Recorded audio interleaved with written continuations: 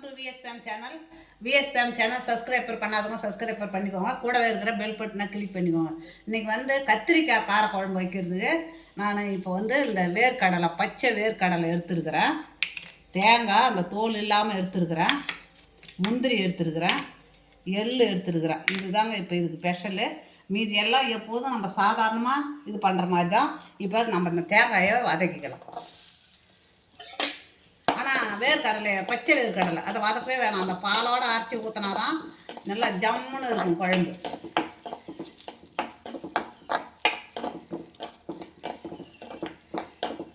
அதே மாதிரி அந்த பச்சை வேர்க்கடலையை நம்ம இந்த பாலோடு நல்லா அரைச்சி நம்ம அந்த ஒன்றா பொங்கல்னு சொல்கிறோம் பாருங்கள்.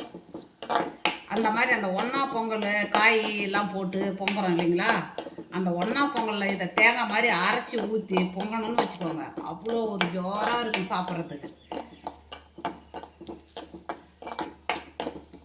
இந்த பாலோடு அரைச்சி ஊற்றும் போது தேங்காய் பால் மாதிரி சூப்பராக இருக்கும். எடுத்துக்கலாம்.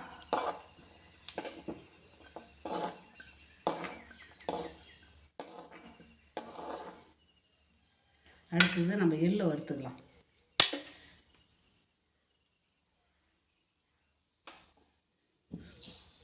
கருப்பு எள்ளு தான் அவ்வளோ நல்லாயிருக்கும். வெள்ளை எள்ளை விட நம்ம இட்லி தூள் அரைக்கிறது கூட கருப்பு எள்ளு வச்சு அரைச்சி பாருங்கள். இப்போ கருப்பு உளுந்து நம்ம எதுக்கு சேர்க்குறோமோ அதே மாதிரி இந்த கருப்பு எல்லையை சேர்த்தோம்னா நல்லா இருக்குங்க.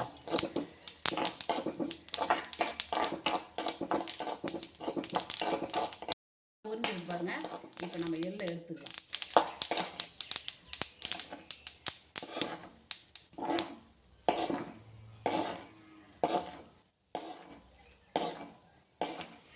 எள்ளை எடுத்துக்கலாம். இப்போ இந்த முந்திரியை சும்மா போட்டு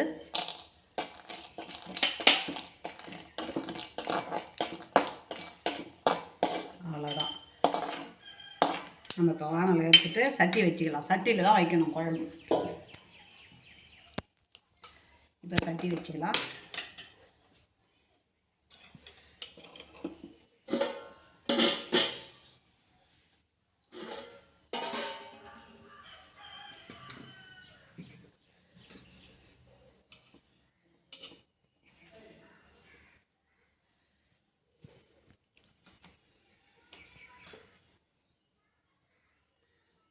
இப்போ நல்லெண்ணெய் ஊற்றிக்கலாம்.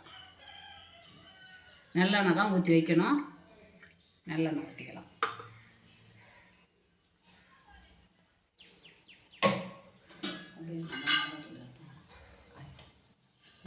வெந்தயம் போட்டுக்கலாங்க. வெந்தயம்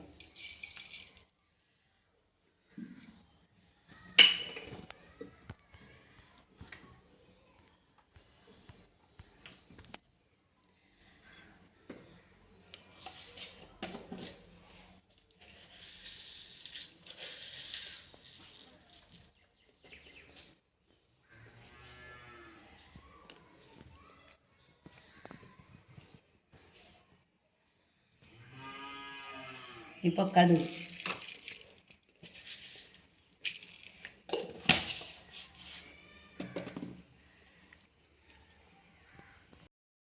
இப்போ கடுகு பொரியுது. இப்போ நம்ம ஜீரகத்தை போட்டுக்கலாம். இப்போ இதுலேயும் கொஞ்சம் நம்ம ஜீரகம் போட்டு அரைக்கணும். இப்போ இந்த தேங்காய் கூட போட்டுக்கலாம்.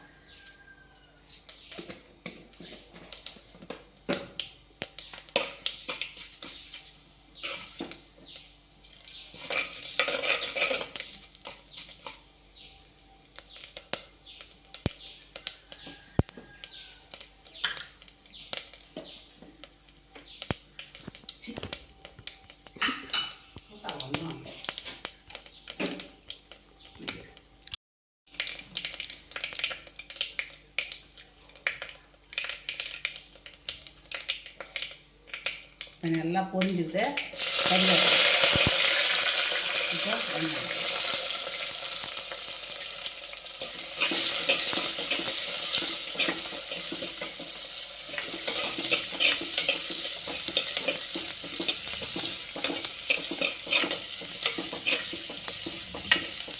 வெங்காயம் தேவையான உப்பு, கல் உப்பு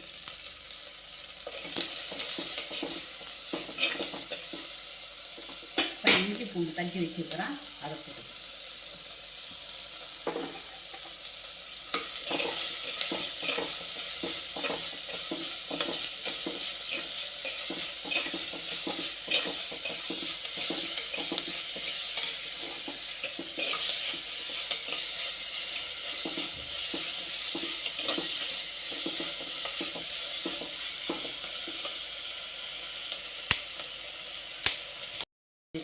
பழுத்த தக்காளி 2 நல்லா பழமாக இருக்கும்.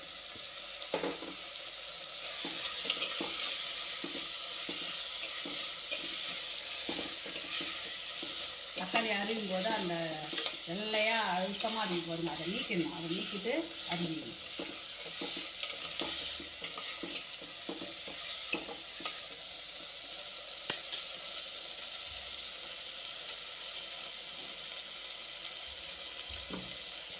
இப்போ இது மஞ்சள் தூளை போட்டுக்கலாம்.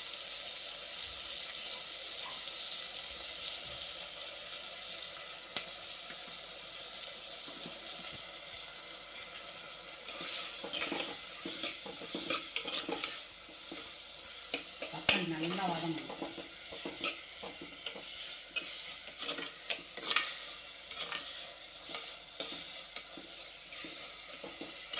தக்காளி நல்லா வதங்கி வச்சுக்கணும்.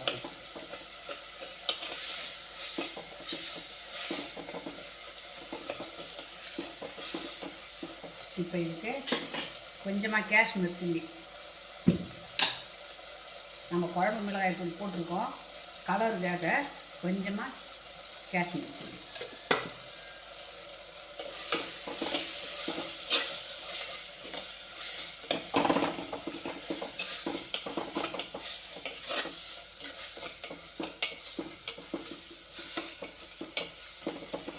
பாருங்க, கிரேவி மாதிரி வந்துருக்கு பாருங்க. இப்போ இந்த நேரத்தில் நம்ம கத்திரிக்காயை போட்டுக்கலாம்.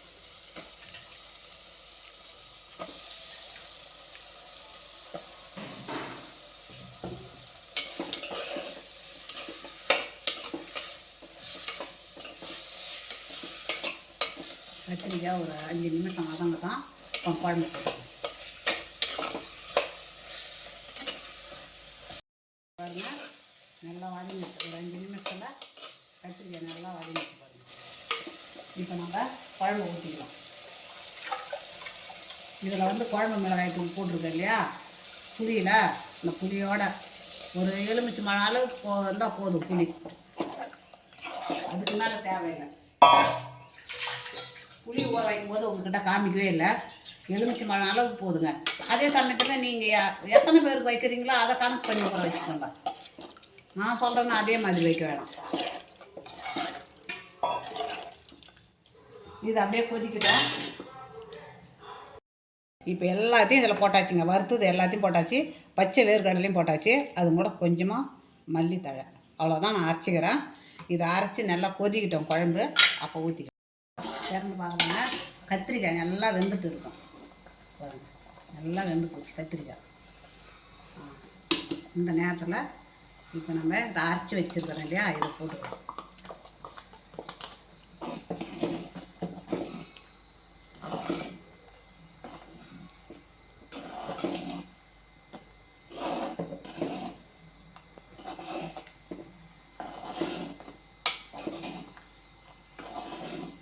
இப்போ 1 நிமிஷம் கொதிக்கிட்டோம்.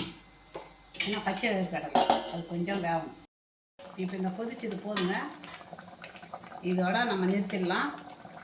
இப்போ இந்த மாதிரி நீங்களும் வச்சு பாருங்கள். வச்சு பார்த்துட்டு உங்களுக்கு பிடிச்சிருந்ததுன்னா எனக்கு வந்து கமெண்டில் சொல்லுங்கள்.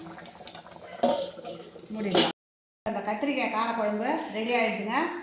இப்போது நாம் இந்த மாதிரி இட்லி, தோசை, இடியாப்பம், ஆப்பம், சப்பாத்தி, பூரி எல்லாத்துக்குமே இதுக்கு சூப்பராக இருக்குங்க. ஏன்னா அந்த தேங்காய் பால் மாதிரியே அந்த வேர்க்கடலை பால் அவ்வளோ அருமையாக இருக்கும். நீங்களும் இதே மாதிரி செய்து பாருங்கள். பிடிச்சிருந்ததுன்னா எனக்கு கமெண்டில் சொல்லுங்கள். இது மாதிரி செய்து பார்த்துட்டு எனக்கு கமெண்டில் சொல்லுங்கள். எனக்கு சப்ஸ்கிரைபர் பண்ணுங்கள்.